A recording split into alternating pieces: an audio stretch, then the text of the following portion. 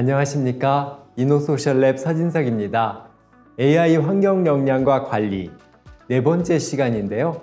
지난번 시간에는 전력, 재생에너지, 온실가스에 대해서 알아봤는데요. 이번 시간에는 이어서 물 관리 이슈에 대해서 알아보려 합니다.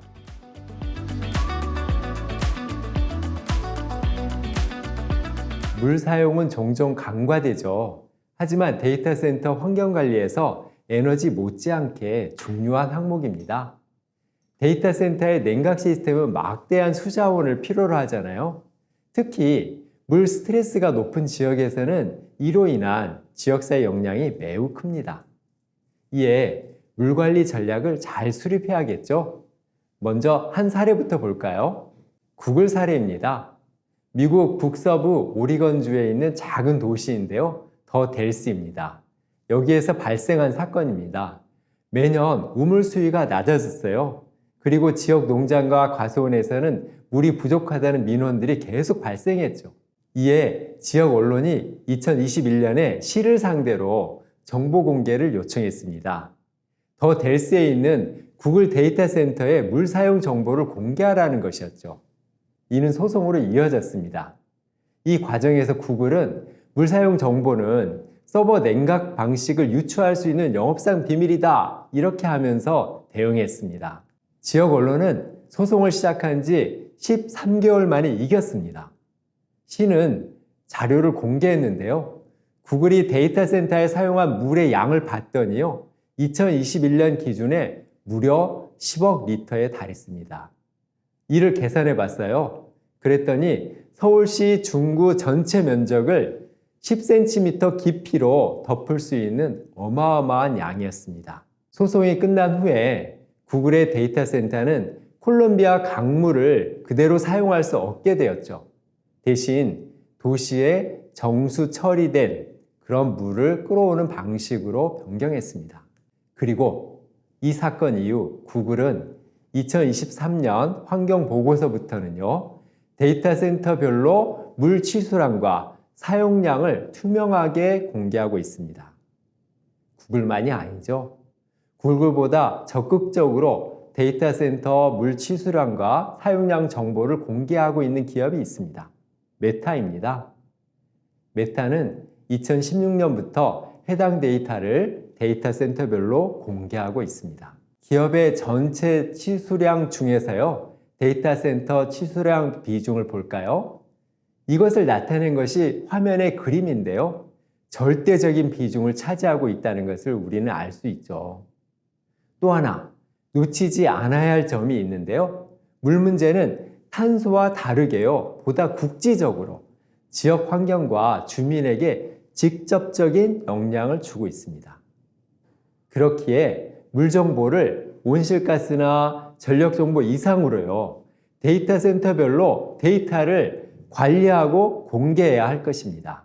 그럼에도 불구하고 마이크로소프트나 애플은 데이터 센터별 데이터를 공개하지 않고 있습니다. 더 나아가 아마존은 아예 전체 물 사용 정보도 공개하지 않고 있습니다. AI 데이터 센터들은 주로 고밀도 GPU 서버를 냉각하기 위해서요, 증발 냉각을 많이 사용합니다. 100메가와트급 데이터 센터는요, 하루에 약 200만 리터의 물을 증발시킨다고 IEA는 추산하고 있어요. 이는 6,500가구의 일일 물 사용량에 맞먹죠. 세계 AI 서비스 수요를 전망했을 경우에요, 2027년 연간 물 소비량은 영국 전체 치수량의 절반을 차지할 것이라고 예상하고 있습니다. 그럼에도 불구하고 아직 물 이슈에 대해서는 민감하지 않은 편입니다. 신규 데이터 센터를 주로 어디에 짓고 있나요? 다수가 에너지가 있는 곳을 찾아 짓고 있잖아요. 미국의 경우만 하더라도요, 애리조나주, 텍사스주 이런 곳입니다. 대부분 덥고 건조한 지역이죠. 한 예로 오픈 AI는 텍사스주 에빌린에 4.5기가와트의 대규모 스타게이트 AI 데이터 센터를 구축하고 있습니다. 마이크로소프트는 2024년 기준으로요, 물 사용량의 42%가 물 부족 지역에서 이루어지고 있습니다. 구글도요, 14%의 물이 물 부족 또는 고갈 위험이 높은 지역에서 오고 있습니다. 메타 역시 취수량 기준으로요, 25.8%가 물 스트레스가 높거나 매우 높은 지역에서 이루어지고 있습니다. 신규 데이터 센터를 구축할 경우에요, 물 스트레스 지역인지 아닌지 여부를 고려해야 합니다. 기존 데이터 센터가 물 스트레스가 높은 지역에 구축되어 있다면요, 물 효율성을 높이는 투자를 해당 지역에 가장 먼저 시행해야 할 것입니다. 이러한 문제에 대응하기 위해서 기업들은 무엇을 하고 있나요? 가장 많이 펼치고 있는 정책이 물순환 긍정 정책입니다. 이를 대표적인 물 정책으로 가장 앞에 내세우는 기업들이 많습니다. 구글, 마이크로소프트, 아마존 이런 다수의 기업들이 2030년까지 사용한 양보다 더 많은 물을 지역에 환원하겠다고 공약을 발표했습니다. 구글은 이러한 물 보충 프로젝트에서요, 2024년에 이미 전체 사용량의 64%를 보충시켰다 이렇게 보고하고 있습니다. 이는 일종의 워터 크레딧이죠. 물 부족 지역에서 데이터 센터를 가동하고 대신 다른 지역에서라도 물을 보충하겠다 하는 것은요, 해당 지역의 직접적인 물 부족 문제를 해결해 주지 못합니다. 최선의 접근 방법은 아닌 것이죠. 데이터 센터 물 사용 증가 문제를 얘기하지 않고 물순환 긍정 이런 실적만 강조하는 것은 그린워싱이 될 수 있습니다. 가장 최우선적으로 고려해야 할 것은요, 물 치수량, 사용량을 추적하고요, 이를 어떻게 줄일 것인지 전략과 과제를 내놓아야겠죠. 그런 이후에 물순환 긍정 프로젝트는 다음 순위가 되어야 합니다. 구글은 사용량 대비 물 보충을 64% 충당했다고 했으나요, 2024년 물 치수량이 2023년 대비해서요, 27.3%나 증가했습니다. 데이터 센터만 보면 28.9%가 증가했어요. 매우 우려스럽죠. 물순환 긍정 목표보다 더욱 중요한 것은 데이터 센터 물 치수량과 사용량 감소 목표를 내거는 것이 되어야 된다 하는 것을 우리는 알 수 있습니다. 마이크로소프트는 데이터 센터 물 사용량에 대한 절대적인 감소 목표는 아니지만 물 집약도를 2022년 대비 2030년까지 40% 줄이겠다 하는 목표를 내걸고 있습니다. 그리고 2024년에 2022년 대비 18% 줄였다고 보고하고 있습니다. 그리고 전체 물 치수량을 2024년에 2023 대비 절대량으로 19.9%를 줄였습니다. 실제 이러한 성과에 도달하기 위해서 마이크로소프트는 직접 칩 냉각 방식 등을 도입했죠. 2024년에 AI 워크로드를 최적화하고요, 냉각에 물을 전혀 사용하지 않는 새로운 데이터 센터를 출시하기도 했습니다. 많은 기업들이 스콥2 시장 기반 목표는 제시하고 있는 반면 데이터 센터 물 관련 목표는 제시하지 않고 있습니다. 물순환 방식 등을 통해서 추가로 물을 전혀 사용하지 않는 데이터 센터 운영 방식도 이미 나왔습니다. 실제 물 소비를 줄이고 있는 사례도 다수 등장하고 있습니다. 데이터 센터에서 소비하는 물을 감축시키는 목표를 내걸고요, 세부적인 추진 과제를 시행해야 할 것입니다. 그러면 우리나라 기업의 현황은 어떨까요? 안타깝게도 우리나라 기업의 경우 물관리 소비는 아직 활발히 논의되지 않고 있습니다. 이는 지속가능성 보고서에서 물관리에 할애된 돕는 분량만 보아도 쉽게 확인할 수 있습니다. 해외 빅테크 기업들은 모두 물관리를 별도의 단락으로 중요하게 다루고 있습니다. 반면 국내 기업 중에서는 삼성 SDS만이 별도 단락으로 다루고 있을 뿐이죠. SK 브로드밴드는 전혀 언급하지 않고 있고요. 네이버, 카카오, LG CNS는 아주 간단하게 언급하는 수준에 머무르고 있습니다. 무엇보다도 기업은 물관리 전략과 목표를 수립해야 합니다. 그리고 데이터를 투명하게 공개해야 합니다. 크게 6가지 지표를 얘기하고 싶은데요. 기업이 사용하는 총 치수량, 그리고 총 사용량, 그리고 그 외에도 데이터 센터로 인해서 사용하는 총 치수량과 총 사용량도 공개해야 합니다. 나아가서요, 가급적 데이터 센터별로 데이터를 공개하기 위한 노력도 해야 하고요.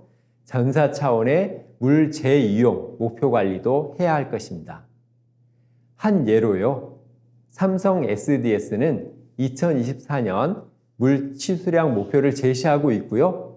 데이터 센터별 치수량도 구분해서 공개하고 있습니다. 또한 물 스트레스 관련 관리도 해야 합니다. 물 스트레스 지역의 치수량을 명확하게 공개한 국내 기업은 조사 대상 기업 중에서 브로드밴드와 카카오 2곳이었습니다. 또 하나 가장 중요한 것이 있죠. 바로 WUE 지표입니다. WUE는 데이터 센터가 IT 장비를 운영하기 위해서 얼마나 많은 물을 사용하는지를 나타내는 지표입니다. 데이터 센터에서 사용하는 물의 양을 IT 장비가 소비한 에너지량으로 나누죠. 마이크로소프트, 메타, 아마존 등은요, WUE를 공개하고 있는 반면에요, 데이터 센터를 대표적으로 운영하고 있는 국내 6개 기업 모두 WUE 데이터를 공개하지 않고 있습니다. 이상 데이터 센터 물관리 이슈에 대해 알아봤는데요. 데이터 센터에서의 수자원 관리는 에너지 관리에 버금가는 중요한 이슈입니다. 이에 대한 전략 수립, 목표 설정, 실행 과제와 관리 지표 도출, 그리고 모니터링 등 보다 체계적인 접근이 필요할 것입니다. 앞에서 얘기한 전력, 온실가스, 재생에너지, 물 이런 것 외에도 데이터 센터 환경 역량 관련해서요, 관리해야 할 이슈가 있습니다. 먼저 생물 다양성입니다. 데이터 센터는 부지 면적이 넓죠. 건설과 냉각 시스템 운영 시에 또 생태계에 미치는 물리적 영향이 크죠. 그렇기 때문에 입지 선정 단계부터 생물 다양성을 고려한 전략이 필수적입니다. 예를 들어 마이크로소프트는 데이터 센터 인근 생태계 보호를 위해서요, 재생 설계, 빗물 관리 개선, 이런 여러 가지 요소들을 설계 요소에 반영하고 있습니다. 국내에서도 네이버의 경우 각 데이터 센터 인근의 멸종 위기종을 조사하고요, 입지 선정 시에 토지 훼손 이력이 있는 부지인지 이것을 알아보고 그렇다면 배제하고 있습니다. 데이터 센터 설계 단계부터 생물 다양성 및 자연 자본에 대한 평가를 수행하는 등 생물 다양성 관리를 해야 할 것입니다. 그 다음, 친환경 건물 인증입니다. 데이터 센터는 설계와 건축 단계에서부터요, 지속 가능성을 고려한 건설 기준을 충족하는 것이 매우 중요합니다. 국제적인 그린 인증 제도 중에 하나죠. LEED 제도인데요. 에너지 효율성, 물 관리, 실내 환경, 자재 사용, 부지 선택, 이런 요소들을 반영해서 인증 등급을 부여하고 있죠. 해외 기업 중에서는 골드 등급을 취득한 데이터 센터를 공개하고 있는데요. 메타는 42개, 마이크로소프트는 37개의 데이터 센터를 보유하고 있습니다. 마이크로소프트는 신규 데이터 센터 모두 골드 인증을 목표로 하고 있기도 하죠. 반면 국내 조사 대상 기업 중에서는요, 네이버, 카카오 외에는요, LEED 등급을 취득한 기업이 없었습니다. 데이터 센터의 친환경 건물 인증에 많은 노력을 기울여야 할 것입니다. 마지막으로 얘기하고 싶은 것은 폐열 해수입니다. 해외에서는 데이터 센터에서 발생하는 폐열을 활용하는 방안이 활발히 논의되고 있습니다. 마이크로소프트는 폐열을 DAC, 직접 공기 포집 기술에 통합하는 시도를 진행 중이죠. 해외 데이터 센터 운영 기업들은 폐열 회수와 관련된 수치를 명확히 공개하고 있습니다. 국내에서도 카카오, SK 브로드밴드 등은 폐열을 회수하여 자체 시설 난방에 활용하고 있습니다. 데이터 센터 기업들이 이렇듯 폐열을 회수하기 위한 노력을 경주하고 이를 공개하는 것 역시 매우 필요할 것입니다. 이렇게 데이터 센터 환경관리 주요 이슈에 대해 알아봤습니다. 이를 포함해서 데이터 센터 전반적인 전략을 포함한 실행이 매우 필요할 것입니다. 이상 네 번째 강의를 마치도록 하겠습니다. 고맙습니다.